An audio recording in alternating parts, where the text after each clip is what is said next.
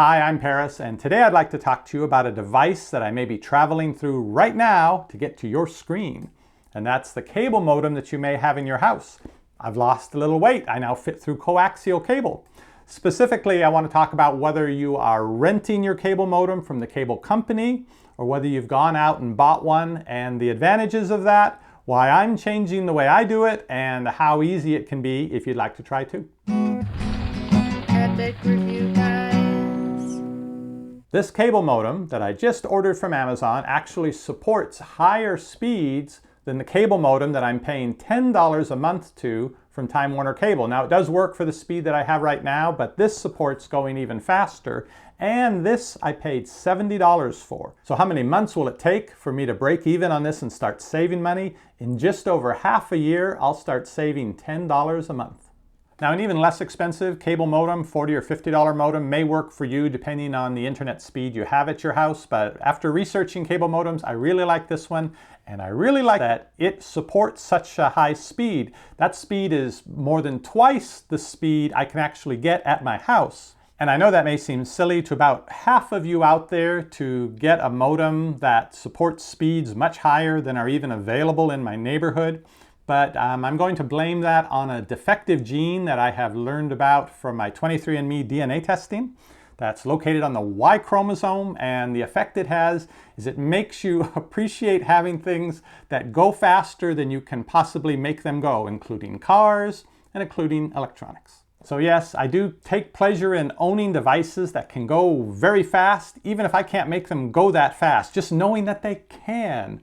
And yes, your husbands may tell you that you need those extra features, you need that extra speed for future proofing. Yeah, let's call it that. Okay. Anyhow, I really like this model of modem after researching it. It has 4.5 stars on Amazon with over 1,000 reviews, and this is pretty much the same model as one that has been available for a couple years now, and it seems to be well received. This is just a faster version of it. Faster. Instructions, information. Warranty. Oh, it's a little guy. My modem right now is huge, but, and let me be clear about this, this is a modem. It's a modulator demodulator. There, did that clear things up? So what I'm saying is this does not have a router in it. If you have a cable modem from the cable company, there's a fair chance they included one that's a bigger box and it actually has the router, or it also may have multiple plugs back here so you can plug multiple computers in directly, and it may have a Wi-Fi feature as well. This doesn't have any of that, so if you want to use anything more than just one computer on your internet connection, you'll need to have a router, and that's a whole separate thing. We actually have two routers here. We have the grown-up router, and then we have a kids router, which is one that has built-in filtering and security, and lets you set the time that each user with their devices, their phone, their computer, their tablet, can actually get on the internet. So that second router the kids connect to, and it controls that, and the TV that they watch. The other pieces in the box, a short Ethernet cable, and then the transformer to power this. There's also the instructions, which make it sound so simple, and if only it were so simple, I wouldn't have had years of people paying me when I was doing computer technician work to set all this sort of stuff up for them in their homes. Basically, plug it in, activate it, go to the website of your cable company's self-activation website, and it'll all work wonderfully. I am sure I'm going to spend some time on the phone with Time Warner to have them basically transfer my account from working with the modem that I'm renting from them now to this one. And what I'll need for that, perhaps most importantly, it is on the bottom here in an incredibly small sticker, a little bit larger on the card here, is the MAC address. That's a unique identifier that lets them know of all the modems that they can see on the network, this one is mine, and this is the one they need to allow to access the internet for my account. But first, I'm going to go back and unplug our routers and take the cable modem that I'm now renting, and I'm going to plug in an older laptop I have that still uses Ethernet, plug that in, and run a speed test so I can show you the fastest speed that I get with that modem. Now, the speed we're paying for here at the house is 200 megabit per second download and 20 megabit per second upload. I've never seen faster than 80 when I've run a speed test. Different times of day from different devices, never seems to be any faster than 80, which has been sufficient for several of us being online at the same time. But it would be nice if with this modem I could actually get that full 200. Even if you don't use it, remember, speed counts. This is the speed test I like to use, speakeasy.net. And let's go to Dallas. We're in Austin here, pretty near.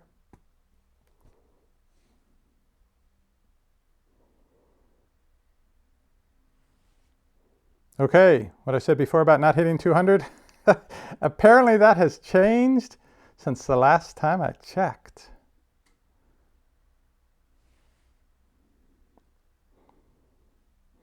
Well, I'll take that. We're paying for 220.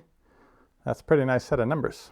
Well, all I did was unplug the old modem, plug the new one in, just like they said in the instructions, hooked up the Ethernet cable to this laptop, and I had to try going online a few times. It didn't happen instantly, but it's now at the activate my modem page. They're telling me if I have, I'm guessing, my email address and password, I'm assuming that's what they want, or something off the bill, I'll be able to log in and activate this new modem without having to call them up. Good thing I decided to get out of the computer service and repair business, because people don't need me for this sort of thing anymore, it looks like. Well, that didn't even take 5 minutes. Here I am back on the web with the new modem. Let me run a speed test and see how it looks now. And back to Dallas.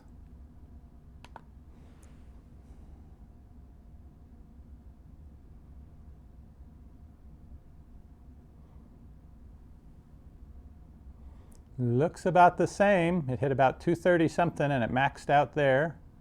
Not complaining since we're paying for 200. And the upload speed, as long as it breaks 20, I'm good. 22, 23, I'm very happy. Yeah, it's looking good.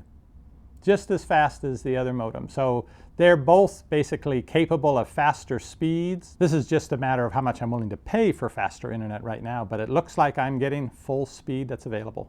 Well, that went far easier than I really expected it to, and I'm here to tell you this is something you should consider doing to save the money from renting a modem every month from your cable company. Buy a modem, $60, $70, and start saving money after just half a year. By the way, this is the modem that I'm turning back in. Notice a little different in the size from the new one. Then again, this does have the built-in router function. You can see there are multiple Ethernet ports, and it has built-in Wi-Fi. So you do have to be willing to go that step if you don't have a separate router right now. As I mentioned, in my case, I do have the two routers, and the one router runs through the other. So I just needed that one plug to plug into the router to get the internet through our whole house. So tomorrow, I'll go down to the Time Warner office and turn this modem in so they no longer charge me for leasing it from them. And in its place, I'll have this modem that I purchased that is capable of speeds far in excess of the internet I actually have in my house, but somehow just knowing that helps me sleep better at night. You can keep checking back for future videos, or you can click that subscribe button down below. You'll get notified when our videos go up. Yes, I can fit through coaxial cable. See you on the next review. What does the fox buy? Nobody knows.